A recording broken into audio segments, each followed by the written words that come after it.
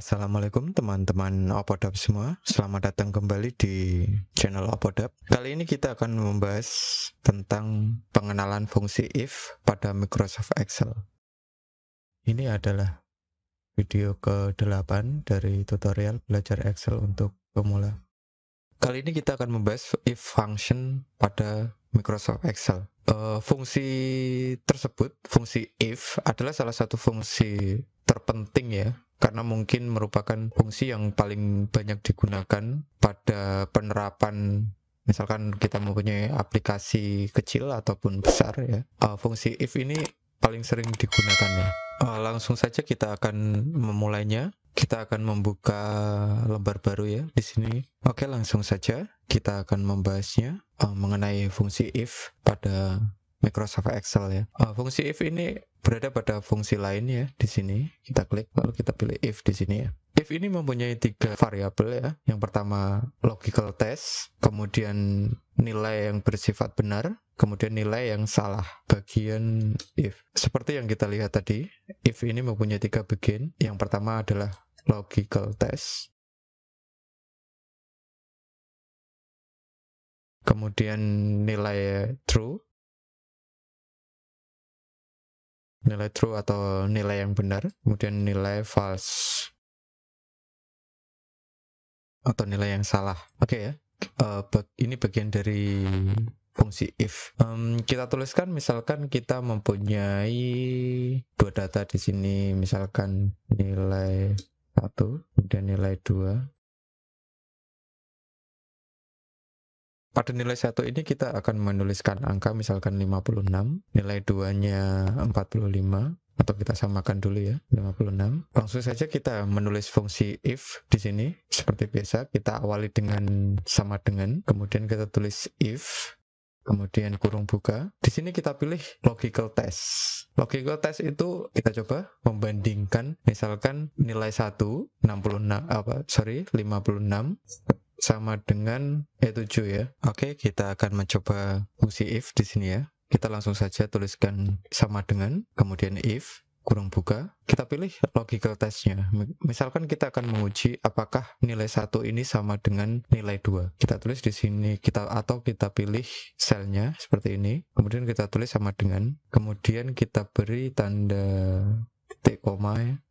Setelah itu kita akan memilih value if true. Jadi jika nilai itu benar, kita akan memberikan jawaban apa. Misalkan kita tulis, ya itu jawabannya benar. Maka kita tulis benar. Jangan lupa untuk memberikan tanda petik di situ, benar. Kemudian titik koma lagi. Dan jika jawabannya salah, kita akan memberikan jawaban yang salah. Kemudian kurung tutup. Saya ulangi ya. Di sini kita akan membandingkan dari 2 kolom ini, yaitu nilai 1 dengan nilai 2. Artinya, jika nilai 1 itu sama dengan nilai 2, maka jawabannya benar. Jika nilai 1 itu tidak sama dengan nilai 2, maka jawabannya salah. Kita enter. Di sini jawabannya benar ya, karena memang nilai 1 ini sama dengan nilai 2. Jika misalkan nilai 1 ini kita ubah menjadi 40 misalkan, maka jawabannya di sini akan bernilai salah. Atau kita bisa menerapkan di sini, kita ganti mungkin kurang dari, maka bernilai benar. Ini artinya adalah apakah benar D7 itu kurang dari E7, maka jawabannya benar karena 40 itu lebih kecil dari 56. Oke ya, seperti ini fungsi dasar dari if yang kita pelajari saat ini ya. Variasi lain dari fungsi if ini kita bisa mengkombinasikannya ya. Sebelumnya kita tambahkan dulu nilai 3, nilai yang ketiga di sini ya.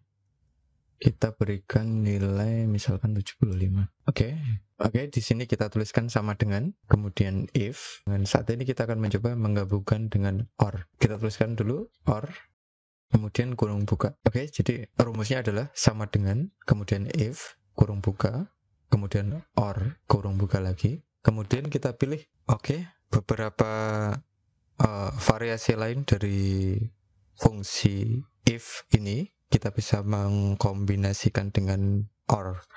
Kita akan mencoba membandingkan 3 nilai ini.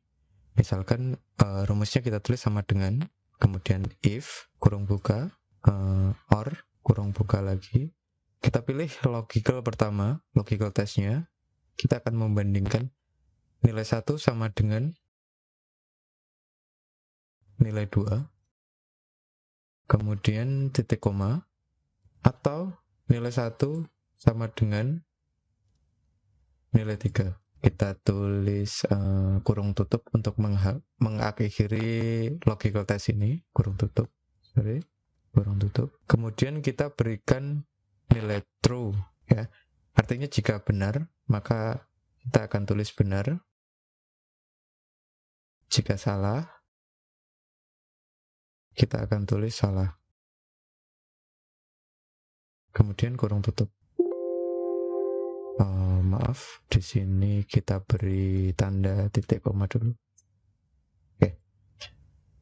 Kenapa jawabannya salah? Karena nilai 1 ini tidak sama dengan nilai 2. Kemudian nilai 1 tidak sama dengan nilai 3. Kita akan coba menuliskan nilai 2 ini, kita tulis coba 80. Maka jawabannya akan benar, karena OR itu jika salah satunya benar, maka hasilnya akan benar. Oke ya. Jika keduanya salah, maka salah. Oke ya. Semoga teman-teman dapat memahaminya ya. Varian lain dari fungsi if ini. Jadi kunci dari rumus ini atau fungsi ini, kita menggunakan fungsi if atau or ya. Kuncinya ada di logical or ya. Aturannya adalah or itu jika salah satu benar, maka jawabannya akan benar. Tetapi jika keduanya salah, maka jawabannya akan salah. Variasi lain dari if ini, kita bisa tuliskan di sini if kita menggunakan if error, baris kedua dari fungsi if ini ya. Pertama kita berikan di sini nilai error dulu ya. Nilai di sini benar ya, karena penjumlahan ini benar.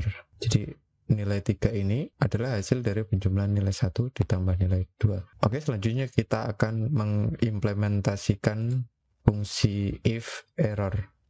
Kita tulis sama dengan, kemudian if, kita pilih if error, lalu kita pilih kolom di sini ya. Kita pilih apakah nilai ini benar, kita beri tanda titik koma, kemudian kita tulis jika error, kita akan memberikan jawaban apa. Misalkan kita kasih tahu jika ini error, maka di sini akan tertulis error gitu ya. Kita beri tanda kurung tutup, enter. Di sini akan tertulis 160 karena memang di sini tidak terjadi error. Lalu fungsi ini bagaimana cara kerjanya? Ini akan tertulis error jika di sini hasilnya error ya. Kita coba di sini kita tulis, kita hapus. Jawabannya akan 75 karena di sini tidak terjadi error. Lalu bagaimana jika kita tuliskan dengan huruf A di sini atau B atau apapun itu ya, atau huruf ya. Di sini error. Di sini juga jawabannya error. Ya, kita tulis A. Tunggu, mungkin ada kesalahan di sini. If error. Sorry, ini kita beri tanda. Oke, seperti ini ya.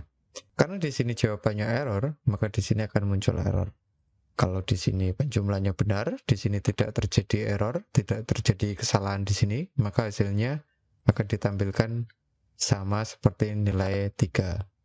Oke ya.